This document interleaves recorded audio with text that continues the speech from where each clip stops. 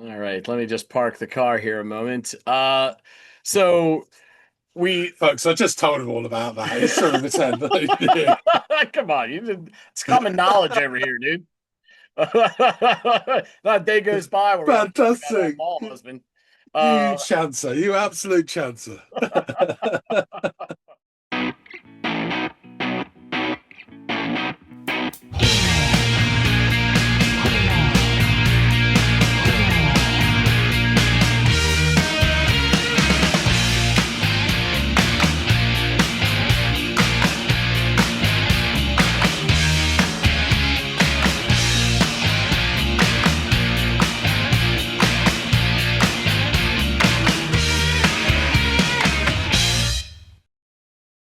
hey, everybody out there, welcome back to another episode of the Audiophiles. My name is Andy. That fellow over there is John. Hell yeah, John. Power to the people, man.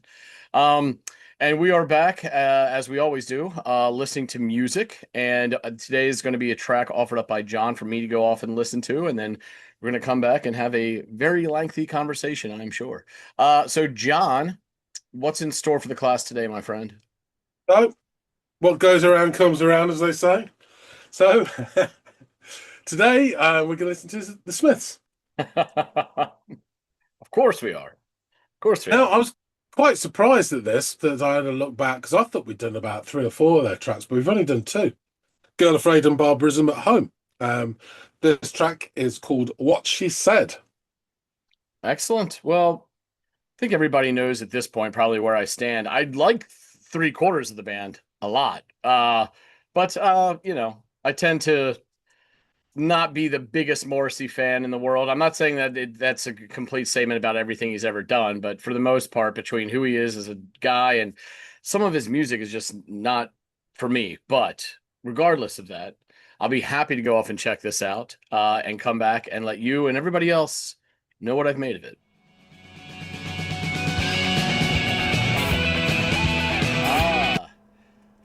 Ah, the distant cousin and less popular cousin to our friend the Fade Out.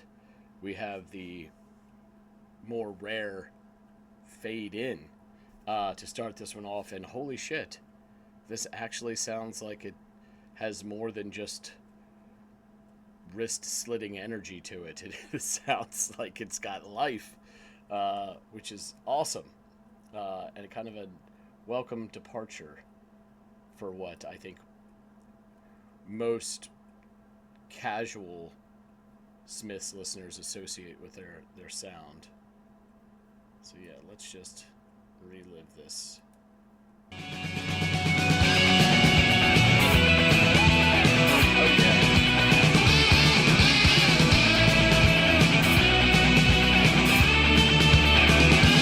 What she said, how come someone hasn't noticed that I'm dead and decided to bury me?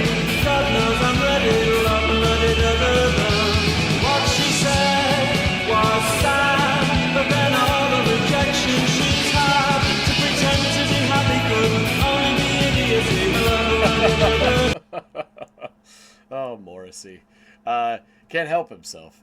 Even when the music has all this energy and life, the lyrics, uh, even in the face of that, will cut against the grain and talk about, this what sounds like life-loathing main character that we have in the form of this woman, this she, and what she's said. Yeah, really interesting, fun stuff. I'm loving everything that I'm hearing so far. The sort of propulsive nature of Mike Joyce's drumming in this is really great, and what Andy Rourke is doing along with that to just anchor this rhythm section. And it kind of like I say anchor, but really the effect is the exact opposite. It is this motor that keeps everything going and moving, and it sounds fabulous. And it's nice. I mean, he still has that yawning while singing approach vocally, does Morrissey, but it's the most energetic of yawns in this case. I actually am enjoying it. much to my own surprise. So let's continue to hear this interesting narrative juxtaposed with this lively music. What she said was not for the job of lover that she never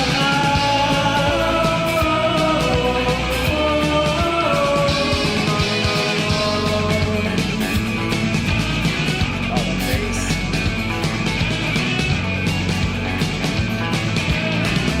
Johnny Marr. What she read, all heavy book sheets didn't prophesize. It took a tattooed boy from Birkenhead to really, really open her eyes. What she read, all heavy book sheets didn't prophesize. It took a tattooed boy from Birkenhead to really, really open her eyes. Now I wonder if this tattooed boy from Birkenhead is opening her eyes in that he's providing her a perspective that she's lacked to this point that will perhaps, turn around and make her happy and give her a new lease on life. I doubt it. Or, given who the narrators, or if he'll help her solidify her already very jaded perspective on life. I think that might be the case. Either way, it's fun. It really is. I'm not trying to take the piss, but very few songs by Morrissey are just holistically happy and have a nice happy ending, and that's okay. That's actually, I think, part of the charm for a lot of people. So. It took a tattooed boy from Birkenhead to really, really open her eyes. And what she said, I smile 'cause I'm hoping for an early death, and I need to cling to something. What she said, I smile 'cause I'm hoping for an early death, and I need to cling to something.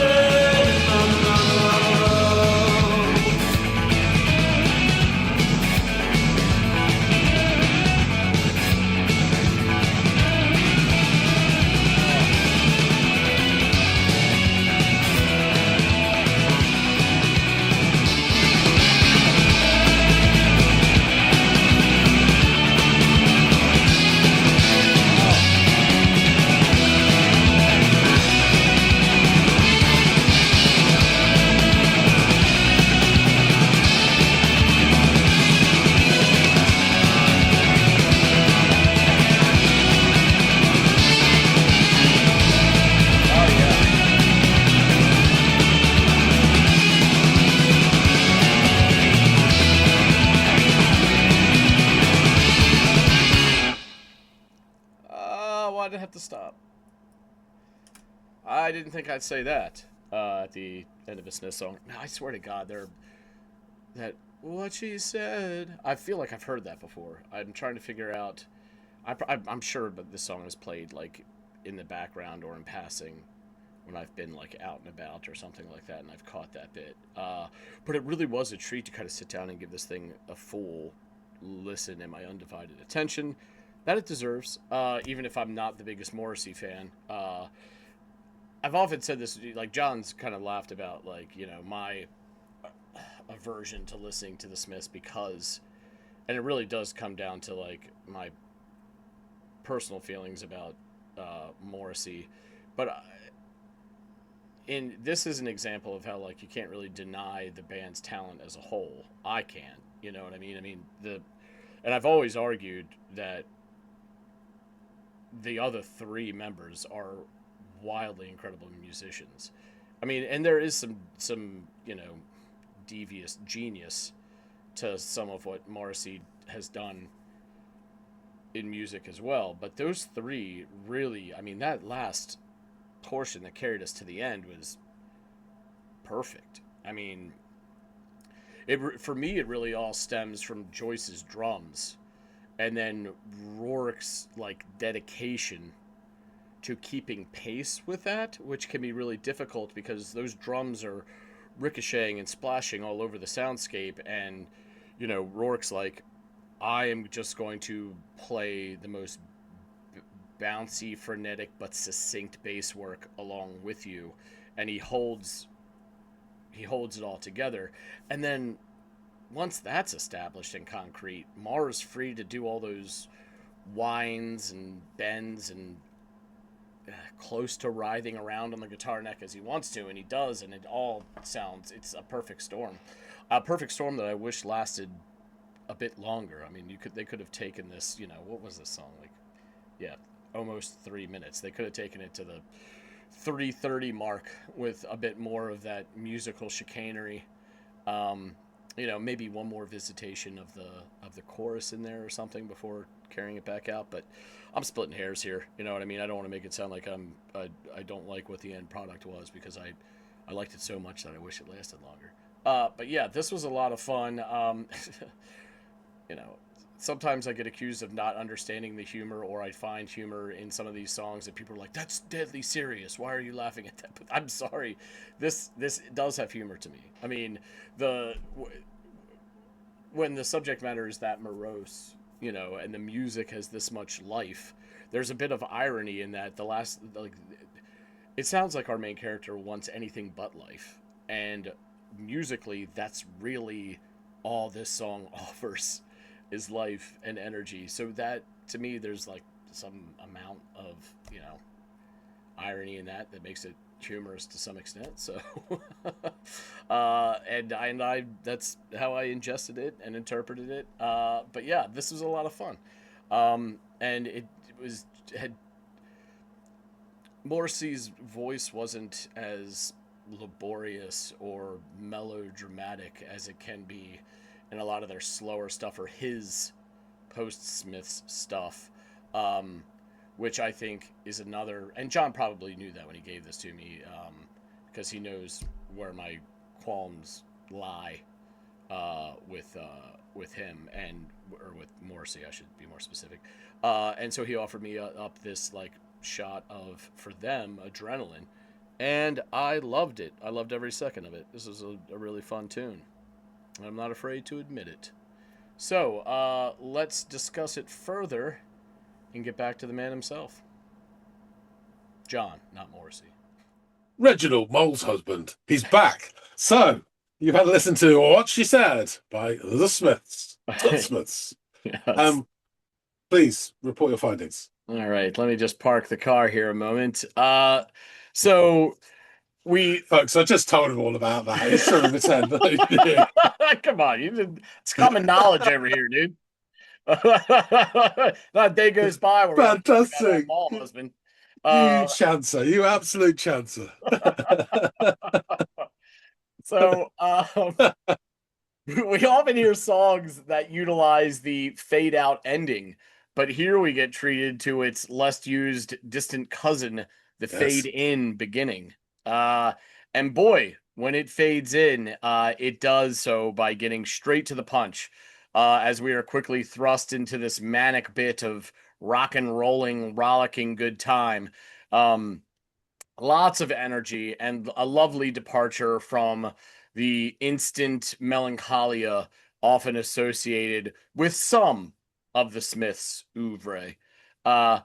And while the music defies that trope, Morrissey does his best to inject as much of that as he can via the lyrics and his patented vocal delivery. Though, I will say, he's not left to his normal devices because of how fast everything's moving. So it actually works. I kind of enjoyed, as much as I can, his presence in this track. So he starts singing in that patented vocal delivery of yawn singing about how the woman in this song questions how now no one has noticed that she's dead, or how no one has noticed that she's dead, and why she's yet to be buried since God knows she's ready. The usual bright and optimistic subject matter I've come to expect from the maestro of misanthropy, our man Morrissey. And if I'm being honest, I like the juxtaposition of the fun and upbeat movement of the music paired with this downtrodden narrative that he's spinning. I especially appreciate the propulsive nature of Mike Joyce's drumming on this track as well. It's got energy for days, and it's this hyper swing movement that dares the listener to not move along with it. And Morrissey sings, what she said was sad, but then all the rejection she's had to pretend to be happy could only be idiocy. And I have to admit that for a couple times about this, I begin to realize that I've heard this song before. Now I've heard it in that it's been on when I've been somewhere doing something, not listening to the song. But that continued use of what she said, and the way he sings it rang true to me as if I had heard that before, and I'm quite certain that I have. Um, so anyway, back to this line, to pretend to be happy could only be idiocy. It's just a quintessential Morrissey line. And while I'm observing his effort on this track, I really enjoyed the rhythmic cadence he musters up to sync up with Joyce's drum work as he sings for the job or lover that she's never had. There's a way he sings that becomes syncopated pretty well with what's going on in the percussions, and yeah, I really like that. Um, so we then get a little transition as he then proceeds to lean into a bit of vowel vocalization by peppering in all these O's. And it's in the immediate wake of this part where Andy Rourke shines the most on bass with all this speedy and precise notation and his riffing as Marr accents it with bends on the guitar. Um, this is followed by two repetitions of the same vocal stanza during which Morrissey sings, what she read, all heady books she'd sit and prophesize.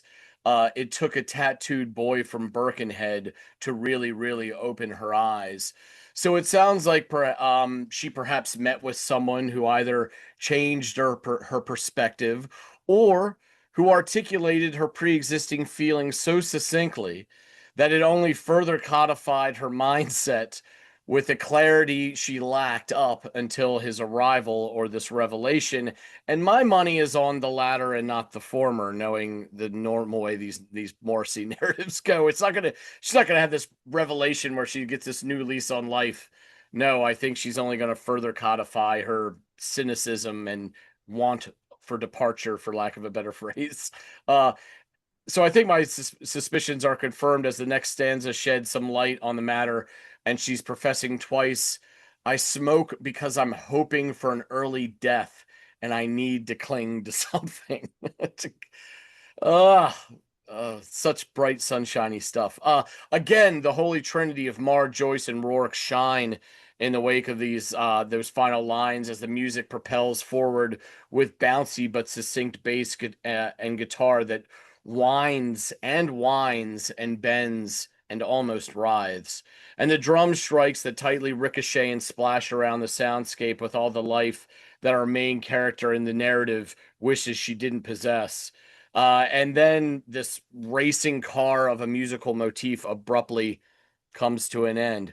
So yeah, this was a fun little number with a bit of humor injected, whether intentional or not. Sometimes I catch shit for taking something too seriously or for finding humor in something where it doesn't. I'm having flashbacks of when we did the Pogues over Christmas with Greg, and I found all this morose subject matter just humorous, considering it's a time of year when you often are hear glorified stories of festive, moods and stuff, or whether it's looking beyond the sarcasm in a song to come to the same realization that the man who penned it did as well. So I don't know if I'm going to get crucified for finding humor in this or not, but to me it just made me laugh because the music is so upbeat and manic and movie, and this just sounds, from a lyrical standpoint, so depressed that yes, it brought a cynical smile on my face. So given my predisposition to find Morrissey's vocal approach to be oftentimes laborious and melodramatic, I actually really did like this song and found that he really didn't detract from it at all. So now I assume this is off their second album, given the thumbnail that I saw. So you can correct me if I'm wrong on that. But tell me more about this track, John. Thanks for that, Andy. Yeah, interesting stuff. As I previously said, we've covered Girl Afraid and Barbarism at Home. I'll collect them with this into a playlist and put the link below. Girl Afraid was from, well, the one we were listening to is from A Hatful of Hollow, which will always be the second album to me. Barbarism Begins at Home is from this album, which is the second studio album. Yes. And people discount Hatful of Hollow as not being a proper album. It bloody is. It's transformative for me, listening to it as a 14-year-old. So yeah, this is the fourth track from the second studio album, Meet His Murder, 1985. Just to recap, I'm sure we all know, but Morrissey vocals, Johnny Marr, who plays guitar, Andy Rourke bass, and Mike Joyce drums. So this is a bit of a bugbear of mine. This is a hugely underappreciated album by the Smiths. It's often overlooked, mainly because of the vast critical acclaim and sort of a cultural impact their next album, The Queen is Dead, made. And it's on many people's lists as a top 3 album from the 80s. So a lot of people, it's a top album ever for them. You know, it's really high up there.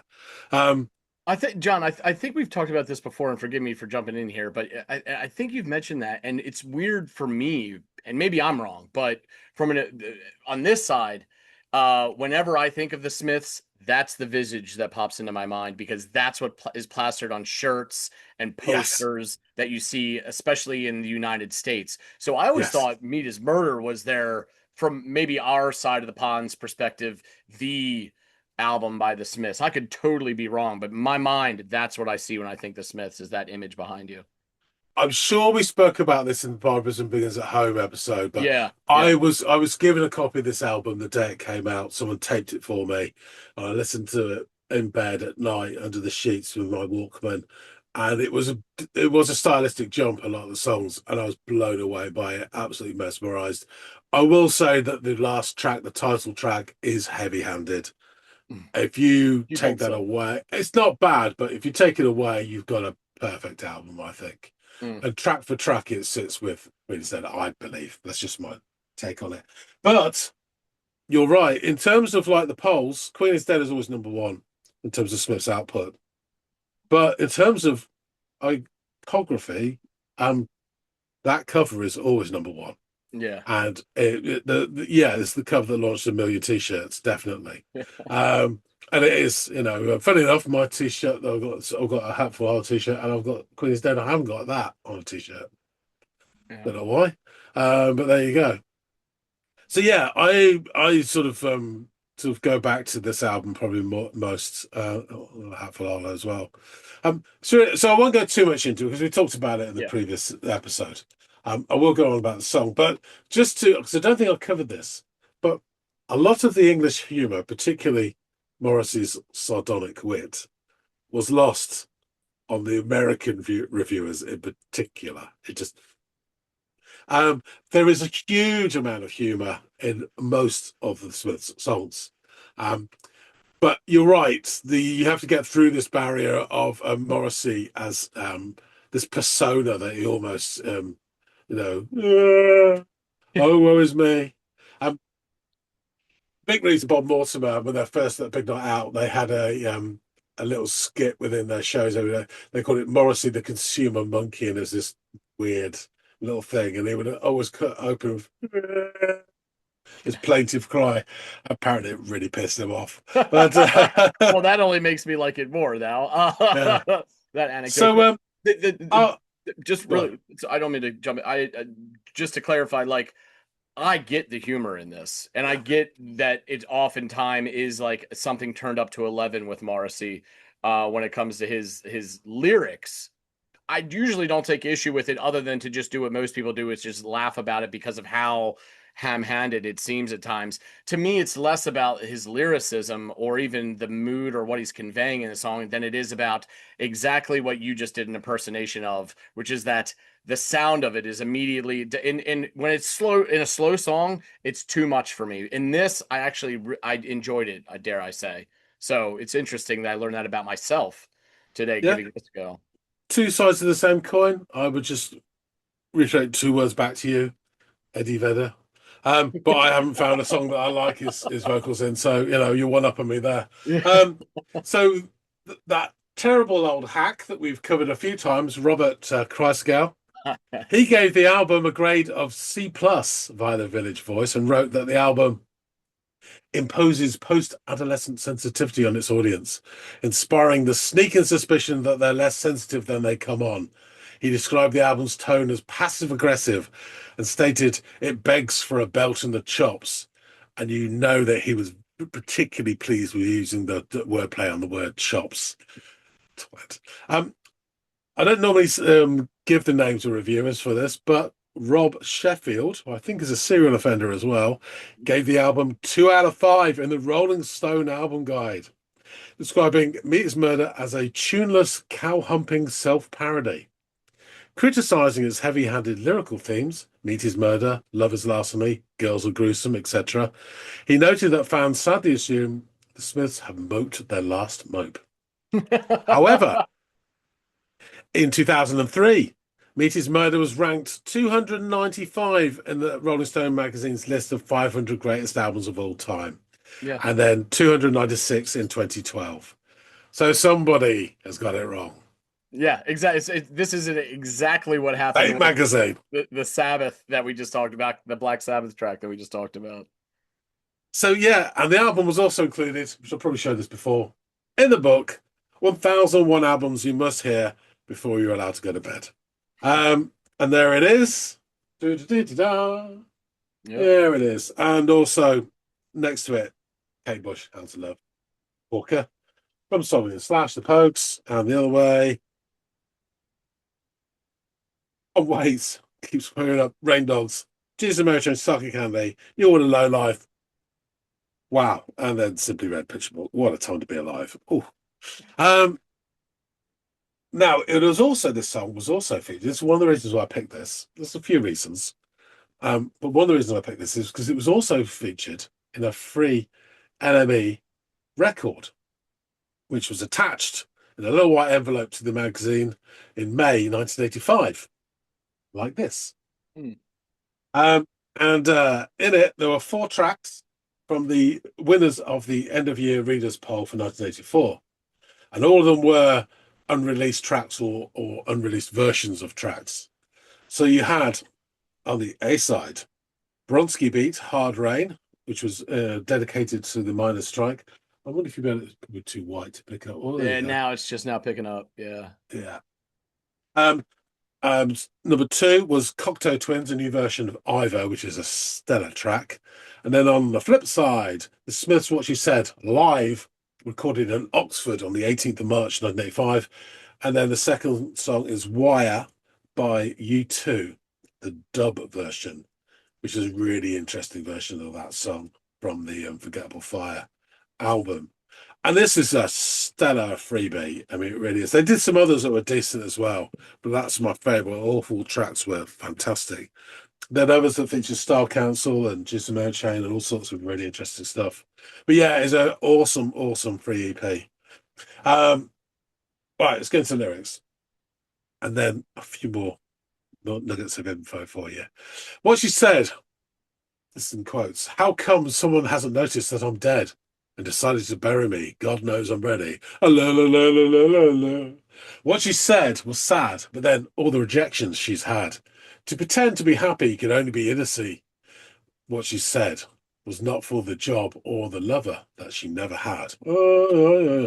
What she read, all heady books, she sit and prophesize. It took a tattooed boy from Birkenhead to really, really open her eyes. What she read, all heavy books, she sit and prophesize. It took a tattooed boy from Birkenhead to really, really open her eyes. What she said, in quotes again, I smoke because I'm hoping for an early death. And I need something, I need to cling to something. What she said, I smoke because I'm hoping for an early death, and I need to cling to something. Home, instrumental outro. Yeah, I picked this because I think the guitars and rhythm section of this is just about the most frenetic of any Smith song, and really something.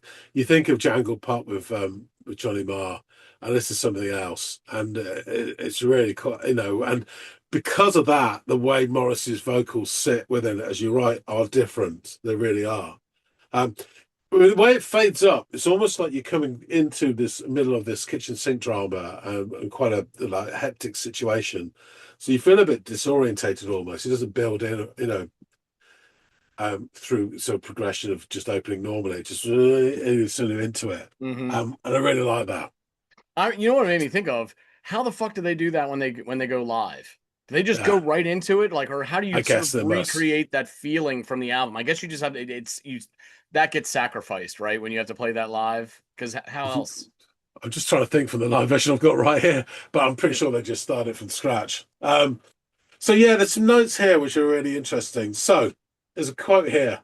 I've learned to smoke because I need something to hold on to.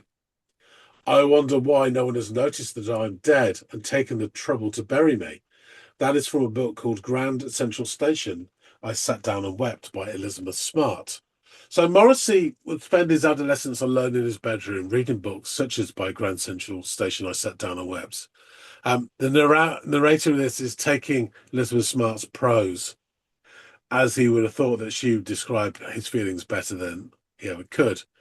And what Morrissey does here, which is really interesting, and he's the first guy that, when I was starting listening to music, that ever do this, he's writing it from a female perspective. Mm-hmm. And it's really rare for male songwriters to write about women with empathy rather than desire. Right. And it taps into a certain kind of knowledge of teenage girls' fantasies. But the girl in question here is an autobiographical representation of Morrissey himself. So it's him as a girl, which again is amazing.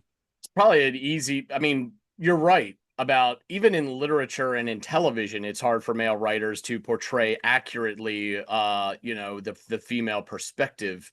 But injecting your own attributes, insecurities, hurdles, whatever you want, into a female vessel, then it sort of breaks down a barrier of that maybe would have been writer's block, to be able to then thrust yourself in the skin of somebody if you're bringing along with it your experiences and fallibilities and things like that. Yeah, I agree with you on that. The one thing I would say is people are people, so you can take characteristics and experiences and put them into different vessels.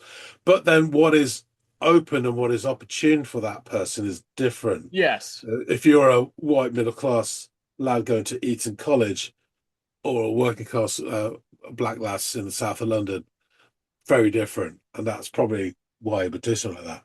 So it's just a few obvious youth, Morrissey said. Pop music was all I ever had, and it was completely entwined with the image of the pop star. I remember feeling the person singing was actually with me and understood me and my predicament. So this is this projection thing, which helps him, I think, to write it. So what they're saying is that, he's depressed about himself as a person, so he tries to find a place and a meaning in their life by reading classic philosophical books, which actually don't have any more insight into life than the character has. And this song is actually a description of Morrissey's relationship with Johnny Marr. Morrissey is obviously the girl in question, and Marr is the tattooed boy from Birkenhead. And he's describing actually being rescued by her. And you said there's two scenarios. This is actually him in the song, coming away from his closeted bedroom, the ivory tower, the girls, in fairy tales are and Marr, a working class Manchester lad, is enabling him to come out of it and with a band see the world and become part of society and even lead it in some ways. So the really strange thing is, following the idea that the girl is Morrissey, the quoted lines express sarcasm because, as Morrissey's pointed out many times, he really hates smoking. So this the quoted line, and there's another quote here from another book. It's from Looking for Alaska by John Green. The dialogue in here is, "Why do you smoke so damn fast?" I asked. She looked at me and smiled widely. And such a wide smile on her narrow face might have looked goofy were it not for the unimpeachable, elegant green in her eyes. She smiled with all delight at a kid at Christmas morning and said, "Y'all smoke to enjoy it. I smoke to die." So that's that same sentiment. It's obviously not lifted like Morrissey has.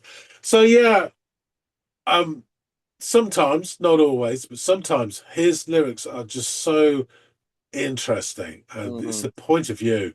There's loads on Hat for Hollow, which really, I think perhaps he did lose it a little, that perspective later on. But some really interesting stuff. Sometimes he disappears off his own fundament, quite often.